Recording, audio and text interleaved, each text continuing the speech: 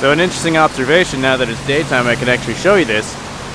This over here is where that spillway, that river was that I was cycling along yesterday. I think I saw some clips of where there was stone embankments that they had built on either side. A lot of the places that I've gone to have these little sort of feeding in rivers, you know, on either side in different places, and they've actually installed some stone gutters. It actually has an interesting look to it, where some of them seem to be like canals kind of above the water flow. If it's not originally apparent, like, it's actually been raining out here, so this is actually flowing quite a bit more dramatically than it was last night. And this is another example, maybe, I don't know, 10 meters away. So everywhere that I go where they see the water flowing, you can see they have pretty dramatically high, like, stone embankments on either side. I'm going to assume that means the city has had some problems with floods in the past.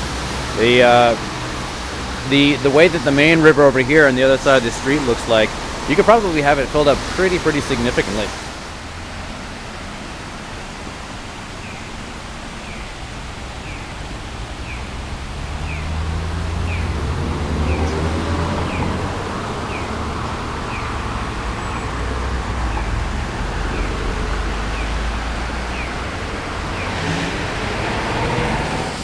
Alright, so just sort of random thing that I discovered here. I'm kind of bouncing around between different, you know, what are mostly temples. And it's kind of occurred to me that I hadn't really seen any police until I was close to an actual police station here. So I was just kind of like amused by like this thing over here. So you can probably figure out what that is, you know, so if you've seen any of those guys, you know, call somebody. But the thing that made me laugh was this.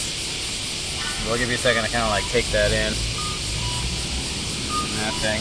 So what this actually is, if you actually go to any of the subway stations, every once in a while you'll see like a sign that'll have something written in Japanese, and what in English it says is like, beware upskirting. So it's a problem that people are taking their phones, and there's like a lot of short skirts, you know, fashion combination with like the heat, you know, somebody kind of like gets their phone in there and sort of like does a little sort of sneak up there and takes a photo, right? So apparently that's a real problem here, and I've never really seen it represented graphically like that before, so I thought I'd take a second and show it off. Alright, so it's the Kamigayo police station. There's a sign there. I got some bikes going on. This is the thing I actually like about this place is a lot of bicycles you just kind of see like on the street that aren't necessarily locked up. Like they have a way to kind of lock up a tire, so it's less of an incentive to steal it, but in theory you can pick it up and walk away, but, you know, apparently a lot of trust.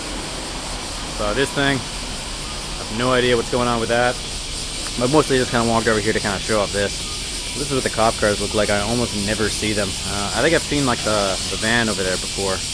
But am I wandering around? I've been paying attention to what car manufacturer that's me, and I have no idea what car manufacturer that is. Overwhelmingly, it is Toyota. So that cabbie over there is Toyota.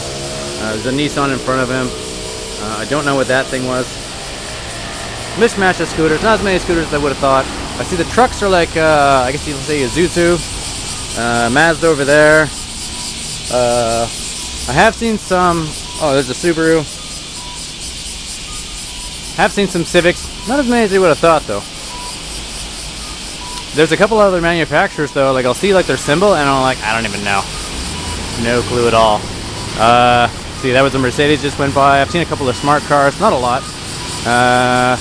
There's a car that's a Subaru that looks a lot like the smart car, so I've been fooled a couple of times. The only vehicles that look like they're older vehicles, oh, there's a Civic. The only vehicles that look like they're older vehicles are the trucks. Yeah, Fuso. Oh, no, sorry, that's a Mitsubishi. I don't know what that one is. I don't actually think that's a cop vehicle right there. I think that might actually be an ambulance. I saw an ambulance cruising by earlier today. Oh, so here, a good example. So it's like a Crown. I have no idea who that is. It's possible these other Korean manufacturers are just other manufacturers that exclusively trade in Asia. Yeah, I don't know what that is. But there's one in particular, when I find it again, I want to take a snapshot and show Nick, because it has a, what kind of looks like a Union Jack, but it's not something I recognize, so presumably it's something that's being traded somewhere. I just don't have a real clue what it is.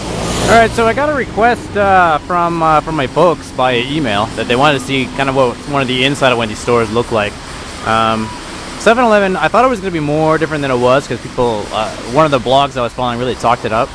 I don't necessarily want to go and take any direct photographs, but I can kind of get away with this thing a little bit better, because I can just sort of walk around with it to my chest and then no one will know the difference. So it'll maybe be like a minute or a 2-minute long like video of me just sort of like wandering around. the school uniform. In a couple of minutes of me like wandering around, and I'll sort of zoom in on a couple of points of interest if I see anything that's like a particularly amusing find.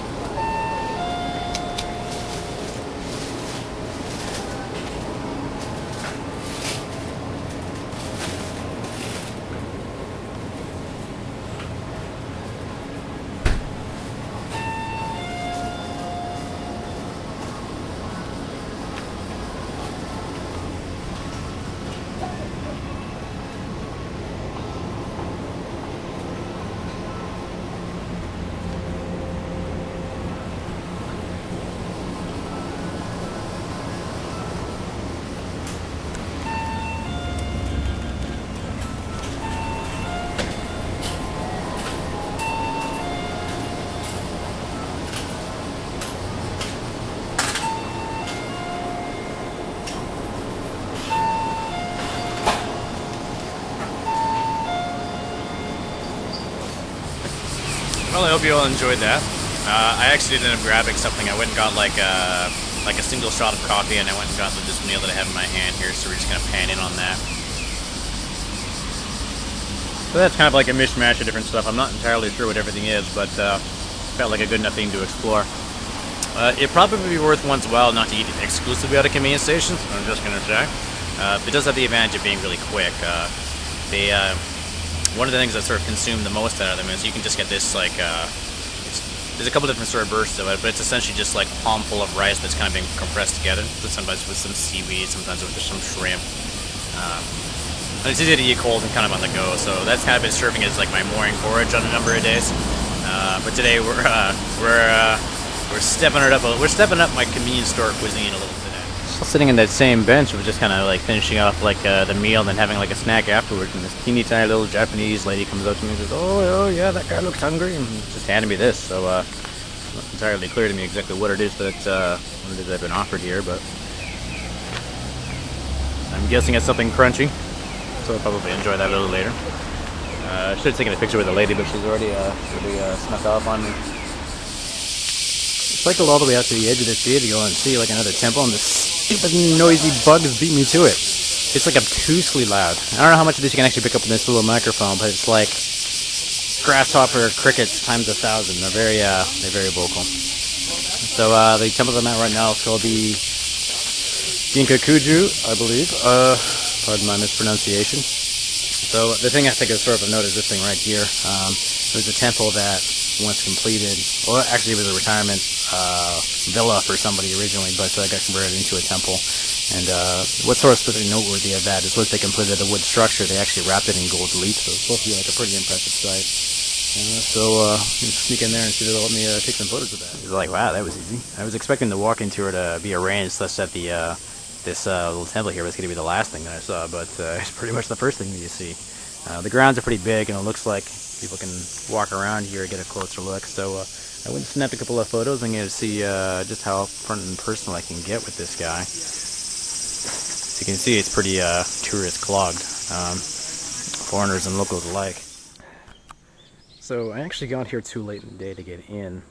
This is a small temple that sort of the most noteworthy thing about it is that attached there is a cemetery with a very large number of carved Buddhist statues. I don't know if they're actually supposed to represent the Buddha himself. So unfortunately the door's locked, but it happens to be on a hillside where I can see like a number of different things. So this kind of greets us at the door. Now one of the things that I hope you can see is inside there's one door guardian, and they've actually kind of put him behind some chicken wire. Over here is the other one.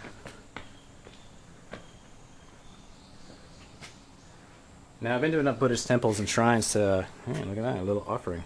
I've been to enough Buddhist temples and shrines to kind of know like the deal. In other portrayals, these two gentlemen are actually two different colors. I never caught the reason for that exactly.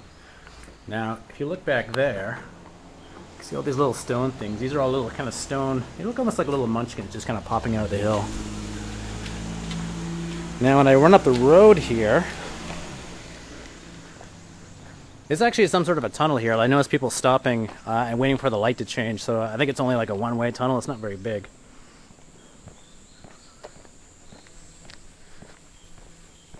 It took me about...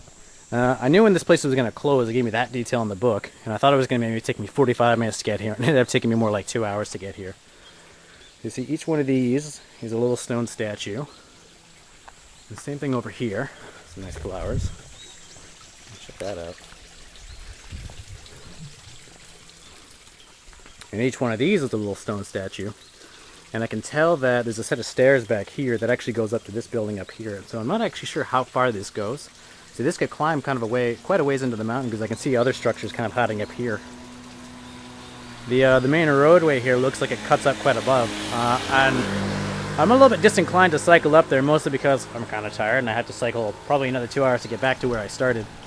I don't know how many other interesting sights there are to see on the way back. There was another cemetery in the more traditional sense of what you kind of know, like the Asian cemetery, where it's a lot of little mausoleums, kind of all in, I guess, sort of granite groupings.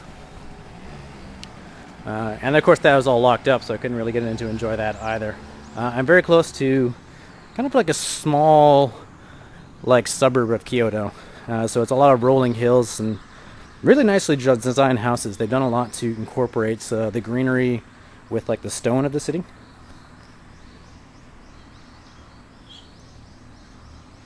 There's a few houses nearby that have some heavy thatch work on the roof, so kind of imagine in like the almost sort of like banana leaf style, but maybe like about a foot thick. So I'm not exactly sure if that was an aesthetic choice or whether that just happens to be like an effective way to, you know, keep rainwater out and, you know, things sort of like that.